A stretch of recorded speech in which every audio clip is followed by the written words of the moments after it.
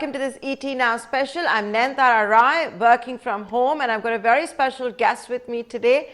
Rajan Anandan, Managing Director at Sequoia Capital, joining us right here. Rajan, it's always a pleasure talking to you. Thanks so much for taking time out of your busy schedule and accommodating this interview. Glad to see you healthy and safe. All I can say is the last 120 days, boy, have they been unprecedented, also exciting. You've helped a lot of founders and starters reimagine it all. Going into the next 120 days, what would you say are some of the biggest lessons? Yeah, I think first of all, great to see you, Nayantara. And as you know, we have the Global FinTech Festival, India's first ever Global FinTech Festival. So we're very, very excited that for the first time we're having this massive scale event in India. Look, as you said, the last 120 days have been nothing short of unprecedented in every unprecedented way. But I think coming out of, as we sit here at sort of, let's call it, day 120, I think several things have happened in the startup ecosystem, right? Let me specifically focus on the startup ecosystem. I think first, companies went back to the basics. Literally starting sort of towards the end of March, if you recall. I think we had chatted right around after lockdown. And what I mean by that is, they started really focusing on unit economics. They got their cost structures in line. They started spending a lot more time improving their products, rethinking their go-to-market models and so on and so forth. And I think, it's remarkable to see how many companies have significantly improved their underlying unit economics over the last call it 4 months, right? And the first thing I think we're going to see after and never have we seen this in India, in the Indian startup ecosystem, is that quite a number of companies are either going to get to break even or actually going to get to profitability over the next, if you look at the next 120 days, right, to the next 4 months. And I think that's a very, very important and very special sort of change that we've seen in our ecosystem. I think we've talked a lot about how, in many ways, the last 5 years have been characterized by growth at any cost, pretty much in every ecosystem around the world. But we've seen a very, very significant shift in that. It's a shift that actually started towards the end of 2019, but with the onset of COVID, companies had to go back to basics, dramatically reduce their cost structures, get their unit economics in place. So I'd say that's probably the single most important change we're going to see in our ecosystem. But there are many others, Nayantara, that we can talk about. Absolutely, and let's talk about some of those changes and going forward. I think what has also happened, and let's begin with fintech, because like you said, it's the country's largest fintech festival, and it was all virtual. Some of the stalwarts there, big announcements that have come in, whether it's with UPI or the future of lending on an open credit system. So Rajan, let's talk about fintech. Now, what has also happened is that a lot of people who might have been wary of fintech or didn't want to indulge in digital transactions had no choice but to go in for this option, right? So is this explosion, this boom going to continue? And if it really does, India does seem to be ahead of many other economies, but do we have a robust cybersecurity system? The question I'm also asking isn't that a big opportunity and one that maybe a lot of entrepreneurs are not exploring at this stage? Yeah, so Nayantara, if you think about fintech, right? Fintech is many different segments. I think a segment that has really been a huge focus for the entire ecosystem over the last, I'd say, probably 3 or 4 years has been digital payments, right? And I think if you take digital payments and look at what India has done over a period of 3 or 4 years, it's probably the playbook. Or I should say, it'll give you a sneak preview into what could happen in other aspects of fintech, right? Which I'll talk about. So if you go back 3 or 4 years, actually, even if you go back 3 years, Nayantara, India actually didn't have a digital payments ecosystem. We just did not, right? We had a couple of payments companies that had launched, they were gaining a little bit of traction, but really not much had happened, right? And then we had sort of two things that happened in pretty quick succession, right? We had demonetization that happened, and then we had UPI that happened, right? And with UPI, obviously with the rest of the India stack, obviously starting with Aadhaar, the fact that now, a billion Indians have bank accounts and so on. With UPI, what that enabled is from India to go from not having a digital payments ecosystem to today having the most advanced digital payments ecosystem in the world, right? I mean, that is dramatic. I mean, no other country sort of seen that, right? Everybody talks about the fact that, talks about China's digital payments ecosystem. China does have more transactions, it does have more volumes, but the reality is our underlying digital payments infrastructure is significantly more advanced, more open, right? A much more scale, in many ways, much more conducive to competition than any other payments ecosystem in the world. But digital payments really is in many ways, only one part of fintech, right? And what, if you think about fintech, right, you have digital lending. So I was very excited yesterday, we had Nandan Nilekani at the Global Fintech Festival, as you know, and Nandan announced that sort of made a very, very important announcement, which was OCEN, right? The Open Credit Enablement Network. OCEN combined with account aggregator is actually going to democratize lending, right? And so this is going to kick off. I mean, in many ways, again, digital lending has been quite nascent in India, right? I mean, we have 10, maybe 20,000 crores of AUM, from pure play digital lenders. But so it's been pretty nascent. But what we're going to see over the next 5 years, my take is India is going to go again from, having a very nascent digital lending ecosystem. I will tell you 4 or 5 years from now, we're going to have the most advanced digital lending ecosystem in the world, right? So digital lending is sort of another big part of it. Then you look at insurance, right? Both distribution as well as, manufacturing or underwriting insurance, right? In distribution, we have companies like Policybazaar that have been enormously successful. And then in underwriting, though, we've had you had a few companies start up that are trying to be pure manufacturers of insurance, but it's still very, very early days, right? So again, we have a lot of upside, on all aspects of insurance. And insurance is not insurance. We have health insurance, life insurance, auto insurance, and so forth. And then finally, on wealth management, right? I think, wealth management, everything from buying and selling stocks to mutual funds to private wealth managers and so on and so forth. And Nitin, Kamath, who's founded Zerodha, right, is a superbly interesting sort of fintech company. And what a lot of people don't know is that is an entirely bootstrapped company. So the way that I think about fintech is in many ways one part of fintech, a very important foundational aspect, which is digital payments, is now reasonably well established. But even that has a long way to go, and we can talk about that. But now we're actually beginning to see movement in all of these other sectors. And in fact, as Sequoia, we've been very, very active investors in fintech, and we have a large number of companies that really cover the spectrum from payments, where we have companies like Bharat Pay, to lending, to insurance, and so on and so forth, right? So in every one of these segments, we have a large number of companies, and we are extraordinarily bullish about the long-term prospects of fintech. Obviously, in the near term, it has been challenging for many of these players, especially the players that are in the lending part of the value chain, right? Because many of them are not able to get access to capital. But again, even with the sort of more digital lending focused companies, is what we're seeing is the absolute best ones are demonstrating that they can have NPAs that are as good, if not better, than the banks. So we've come a long way, but in many ways we are still, we're still in the trailer, if you will. The main movie hasn't started for fintech in India.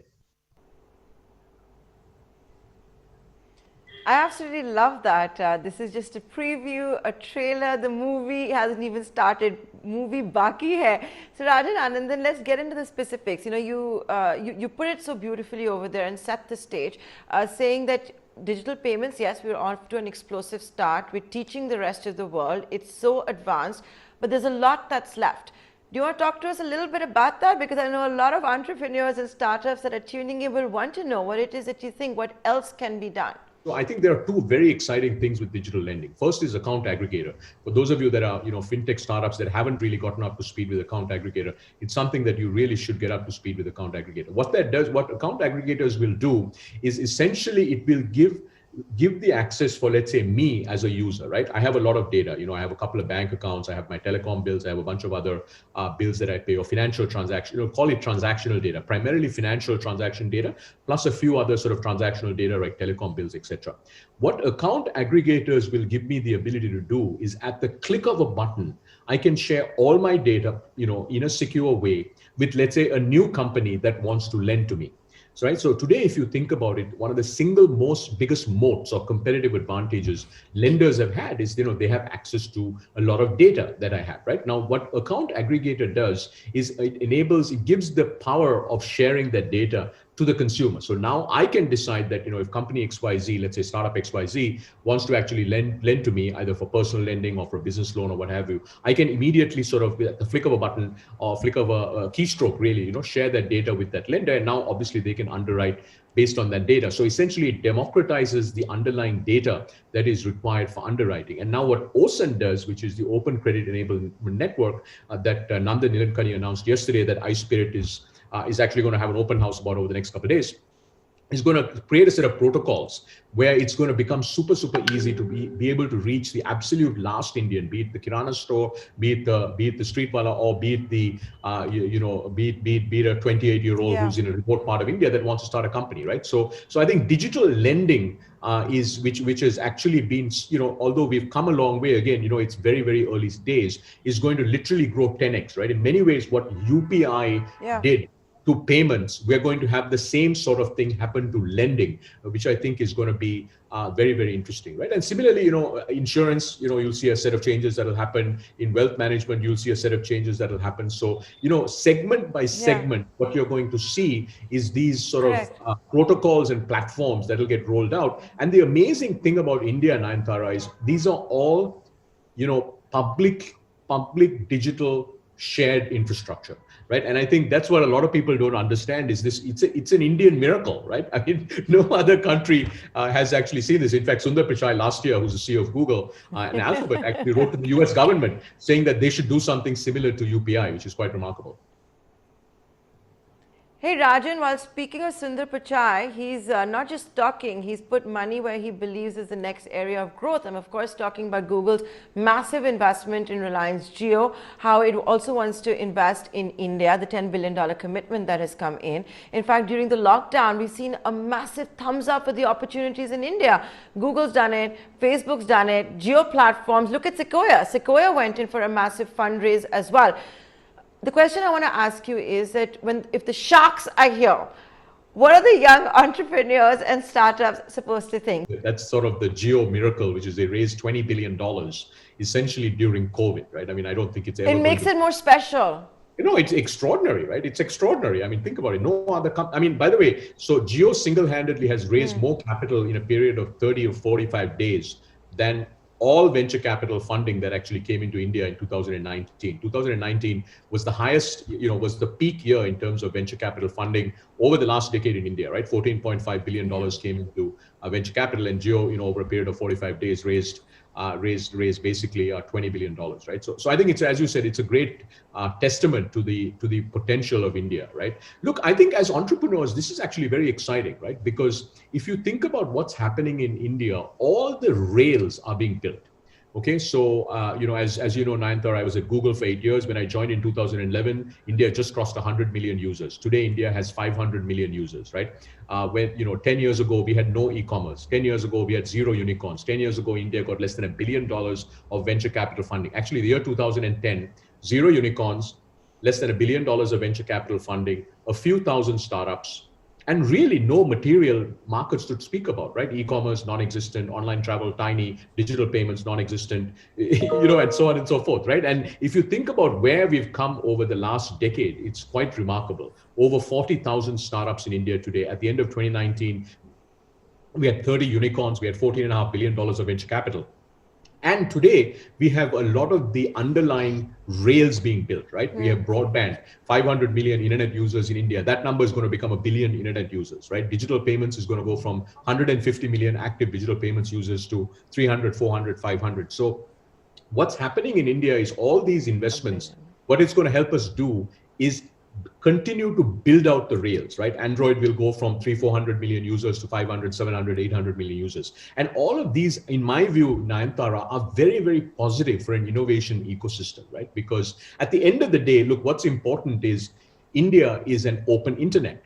right? In an open internet, anybody can innovate. And at the end of the day, the companies that win are not the biggest companies. The companies that win are the ones that innovate the best, the ones that build the best products, either for consumers or businesses, right? I mean, actually, it's not an India-facing consumer company, but if you look at, the most recent SaaS unicorn that we have, right? Postman, this is actually a company that is from India that is building for developers around the world, right? So I think this notion that what entrepreneurs should keep in mind is that the best products win, period, always, right? Google was the 9th search engine. Facebook was not the first, not the second, not the third, not the fourth social network. Today it is the most successful social network, right? So I think what all of this investment, all of this attention that we have from both large Indian companies like a Jio or large international companies like Google, Facebook, Amazon, etc., in my view, are very, very positive, because they're essentially, the way I think about this, Nayantara, is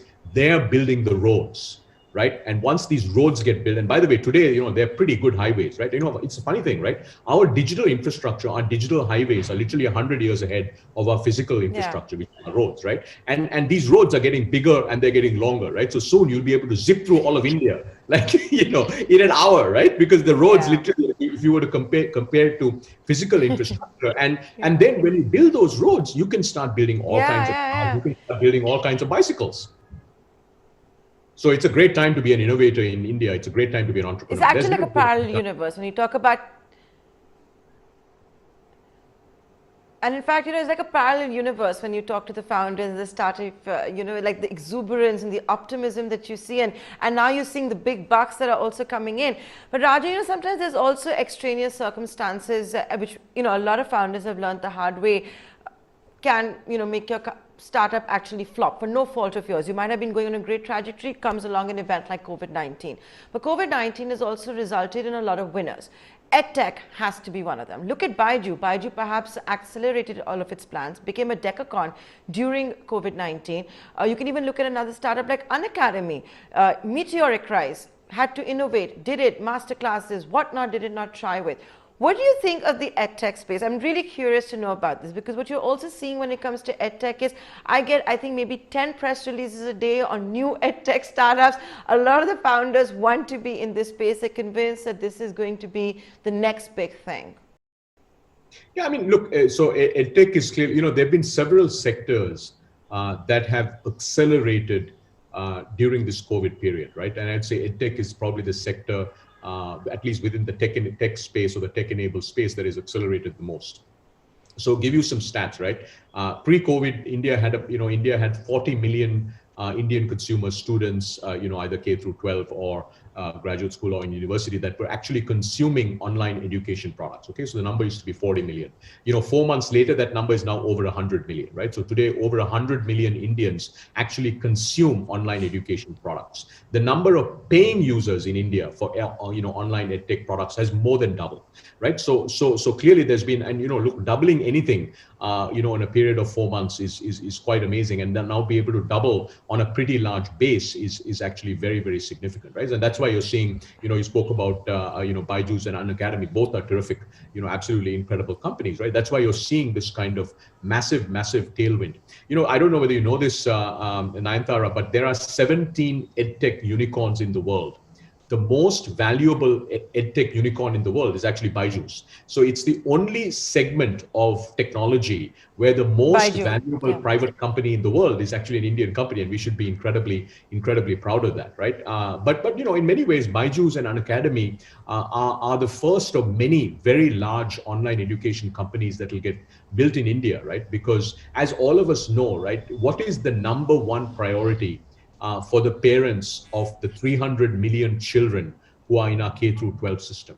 The number one priority is actually education, right? It is the one thing that Indian parents will absolutely pay for regardless of their income level. So I think, our view, at least at Sequoia, is we've been very, very active investors in the edtech space. And as you know, even in Surge, we've had some extraordinary edtech companies that we've partnered with at the seed stage, is that there's going to be just extraordinary innovation, right? In all parts of education, just within K-12, right? You can pick lots of different areas where you can innovate. So we think this is, again, in many ways, edtech and SaaS, and maybe the other one could be digital health, right? Could be three sectors where we are going to see absolutely explosive innovation and value creation in India, in the Indian startup ecosystem over the next decade.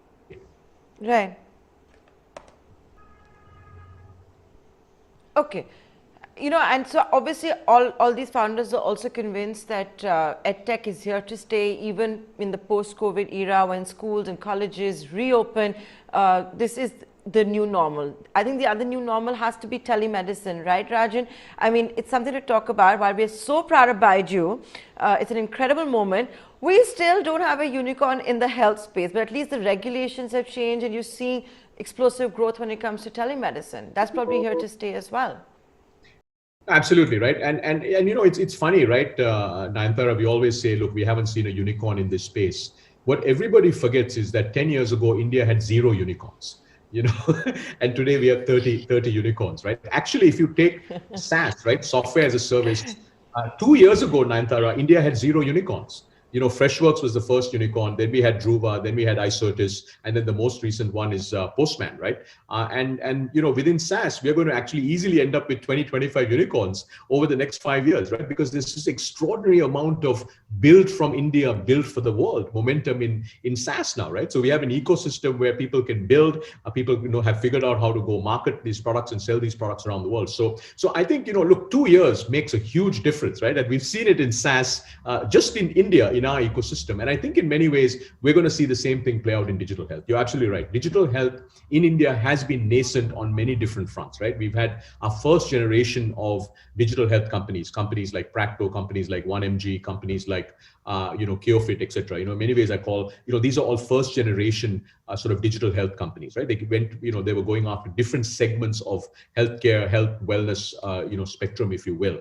But now what we've seen over the last 4 months, so telemedicine, as you know, right? You couldn't prescribe online on the 1st of March, year 2020. By the end of March 2020, doctors now can prescribe medicines online. And so we went from having no sort of telemedicine industry to having a very, very rapidly growing telemedicine industry. It's still, quite small, right? You're looking at about 50,000 teleconsults a day across all companies. Maybe, 30% of that is actually paid teleconsults a day, but it's growing rapidly week on week. And over the next 1 or 2 years, you're going to actually see telemedicine become mainstream. And telemedicine is one thing to be very excited about. But it's not just that, Nayantara, right? I don't know whether you've done a segment yet on the Bharat health stack, right? It's the India stack for health. This is going to get hopefully rolled out over the next year or two. And in many ways, what UPI did to payments is going to actually the Bharat health stack will be the underlying digital infrastructure that could enable, massive scale innovation on digital health, right? And when you think about digital health, it's a large segment of spaces, right? So telemedicine is one. You have online pharmacies, you have online fitness, you have mental wellness, right? We've seen some very, very interesting startups pop up in India, get founded in India that are going after mental wellness. And then you have the entire spectrum of B2B companies, right? India, I do believe that is going to in many ways lead the world on applying machine learning and AI to healthcare, right? Because we've got these large data sets and we're beginning to see some very interesting companies emerge from India that are actually leveraging healthcare data in India to start building algorithms. And then once those products get built, they'll start to take those companies offshore. So, digital health, yes, we don't have a unicorn yet, but keep in mind 2 years ago, we didn't have a SaaS unicorn either. And now we have 5 and we are creating many SaaS unicorns every year. So I think digital health is going to follow a similar sort of S-curve. Okay. So we're going to see a similar trajectory perhaps for health as well. And, why not look at what's happening? And I think the healthcare infrastructure, the physical healthcare infrastructure certainly has been exposed during COVID-19.